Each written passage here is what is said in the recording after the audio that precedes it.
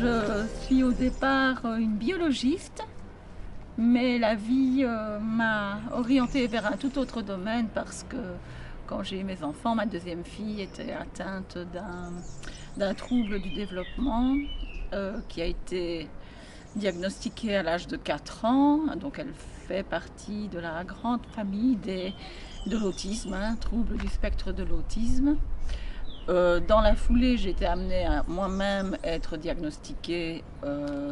À l'époque, on appelait ça l'autisme, le syndrome d'Asperger. Maintenant, on n'utilise plus ça. On appelle ça aussi trouble du spectre de l'autisme sans déficience intellectuelle. Dans mon cas, j'ai même un QI très très haut qui m'a permis de compenser les particularités que j'avais.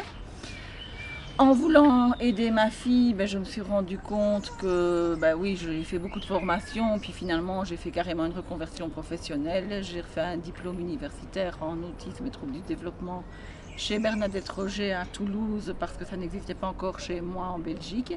Maintenant ce certificat existe, mais à l'époque non.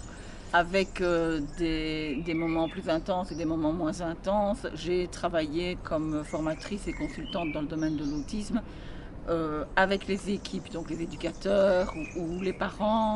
Donc j'ai fait de la sensibilisation, j'ai donné des conférences, j'ai donné des formations, mais il y avait des moments où je devais arrêter de travailler pour pouvoir m'occuper de ma fille qui, adolescente, la prise en charge était tellement lourde que je n'ai plus pu travailler. L'autisme, les conséquences du handicap de ma fille a fait exploser mes mariages. D'abord mon premier, le papa de ma fille qui est parti dans une autre direction.